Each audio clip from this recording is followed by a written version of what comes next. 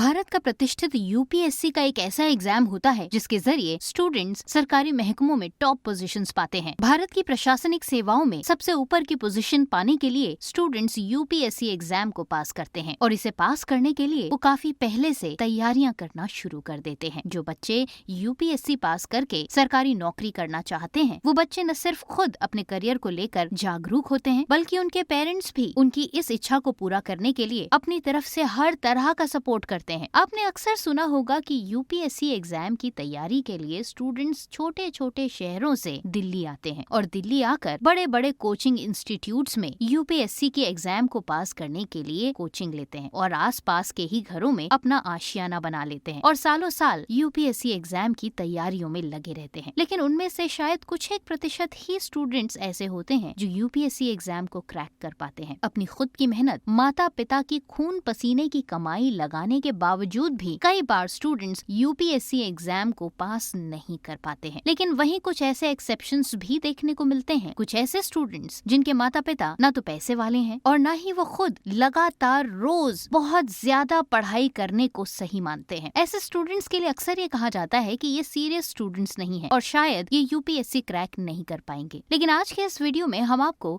एक ऐसी ही लड़की की कहानी बताने जा रहे हैं जिनके पिता डीटीसी की बस में ड्राइवर का काम करते हैं और अपने घर में अकेले पैसा कमाने वाले मेंबर हैं और पूरे घर की जिम्मेदारी उन्हीं के ऊपर है। लिहाजा बच्चों को बेसिक एजुकेशन करा ली जाए, उनके लिए इतना ही बन पड़ता था। शहर बदर होकर बच्चों को महंगे महंगे कोचिंग इंस्टीट्यूट्स में पढ़ाना उनके लिए सिर्फ एक ख्वाब ही था। लेकिन बावजूद इसके उन्होंने ये सपना देखा था कि उनकी बेटी यूपीएससी पास करके आईएएस ऑफिसर बने। हालांकि इस बच्ची को ये नहीं पता था कि आईएएस ऑफिसर बनना क्या होता है। ना ही उसने कभी इस तरह से एग्जाम्स की प्रिपरेशन की थी कि वो एक दिन आईएएस के लिए क्वालिफाई करेगी, तो उसे पहले से ही तैयारी करनी चाहिए। बल्कि अगर इस स्टूडेंट की अर्ली एजुकेशन के बारे में बात करें तो यूपीएससी पास करने वाले स्टूडेंट्स जनरली 10वीं और 12वीं के एग्जाम में इतने जबरदस्त नंबर लेकर आते हैं कि उनको लेकर पहले से ही ये कयास लगा लिए जाते हैं कि वो यूपीएससी का एग्जाम क्रैक कर पाएंगे। लेकिन अगर इस बच्ची के बारे में बात करें तो 10वीं में कुल 77% नंबर और 12वीं में 87% नंबर लेने के बाद शायद ही कोई उनके बारे में ये कह सकता था कि वो एक दिन आईएएस ऑफिसर बनेंगी। लेकिन शायद उसने अपने लिए कुछ और ही सोचा था। शायद यही कारण था कि वो 10वीं और 12वीं में बहुत ज्यादा उम्दा नंबर न लाने के बाद भी अपनी पढ़ाई को कंटिन्यू करती रही और एक दिन यूपीएससी का मोर्चा भी उन्होंने मार ही लिया। जी हाँ, ये कहानी है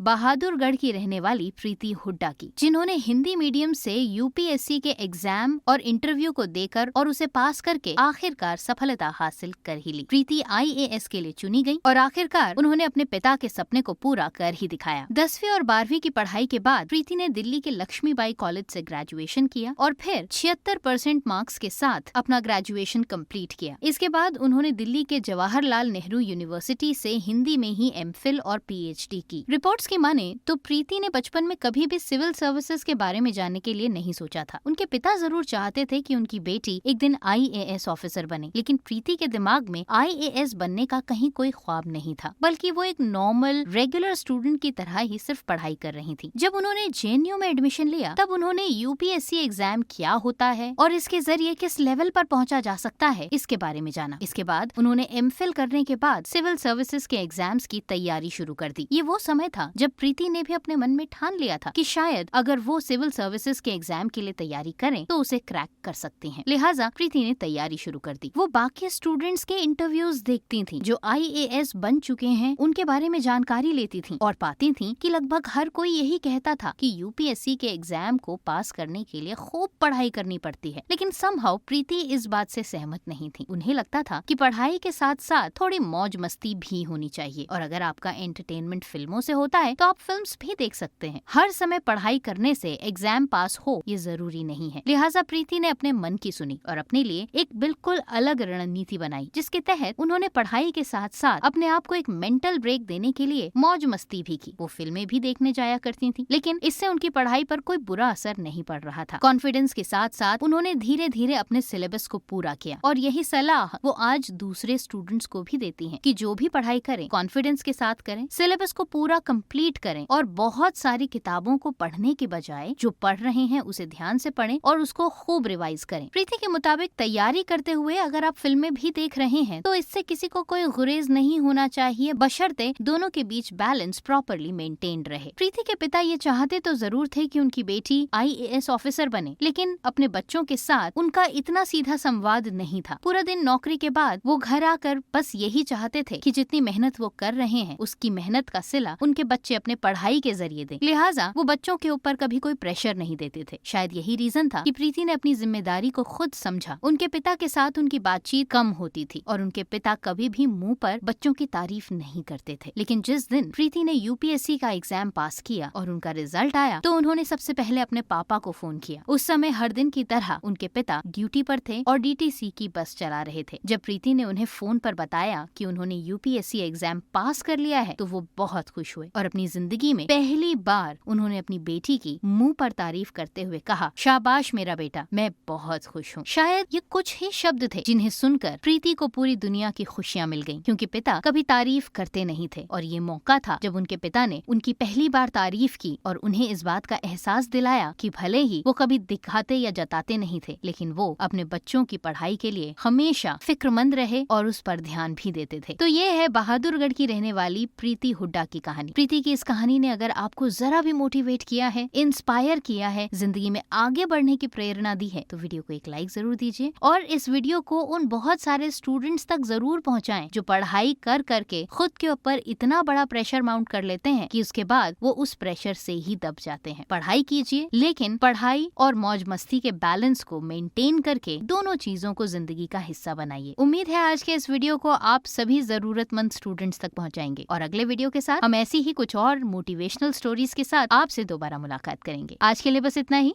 नमस्कार।